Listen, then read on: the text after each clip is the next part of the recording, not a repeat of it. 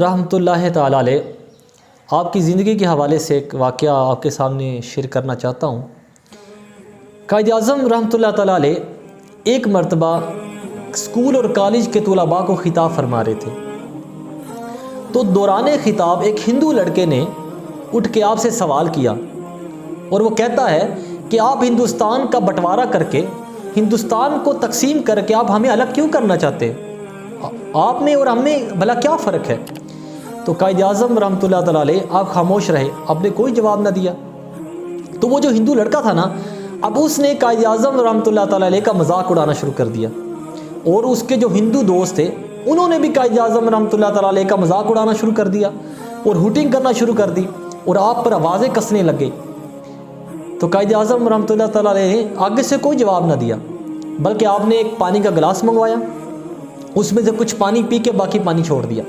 اور ایک ہندو لڑکے کو بلا کے کہا کہ اس پانی کو پیو۔ تو اس ہندو لڑکے نے اس پانی کو پینے سے انکار کر دیا۔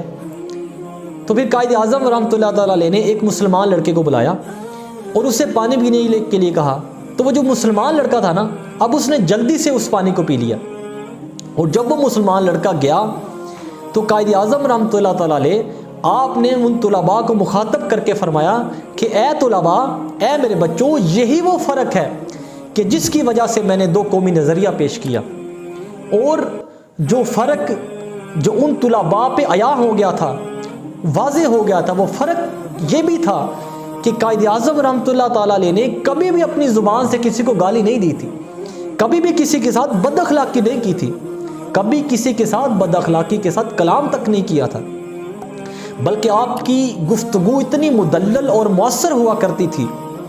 کہ بڑے بڑے لوگ اپنے منہ میں انگلیاں لے کے بیٹھ جایا کرتے تھے، ان کے پاس کوئی جواب نہیں ہوتا تھا، وہ لاجواب ہو جایا کرتے تھے۔ اور قائد اعظم رحمۃ اللہ تعالی علیہ کے ساتھ لوگوں کی محبت کا یہ عالم تھا کہ یقین جانی لوگ ترسا کرتے تھے آپ سے ہاتھ ملانے کے لیے، اور اگر کوئی آپ سے ایک بار ہاتھ ملا لیتا، آپ سے سلام لے لیتا، تو وہ اتنا خوش ہوتا تھا کہ وہ دوستوں کے پاس جاتا، اپنے جاننے والوں کے پاس جاتا، اور انہیں جا کر بتایا کرتا تھا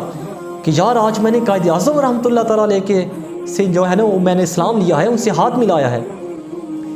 تو یہ وہ باکمال لیڈر تھا ہمارا، یہ وہ باکمال شخصیت تھی کہ جس کی زبان بھی پاک و شفاف تھی اور جس کا دامن بھی پاک اور شفاف تھا۔ تو معزز سامعین، قدر کیجئے ملک پاکستان کی، اور قدر کیجئے اپنے اس عظیم لیڈر کی، اور یہ جو پاکستان اللہ نے ہمیں عطا کیا نا، یہ اس عظیم شخصیت کی وجہ سے عطا کیا، اس عظیم ہستی کی وجہ سے ہمیں یہ پاکستان ملا ہے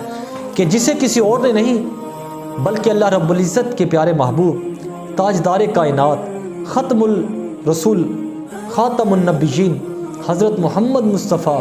صلی اللہ علیہ وآلہ وسلم نے آپ کو منتخب فرمایا تھا۔ اور اس پاکستان کو بنانے کے لیے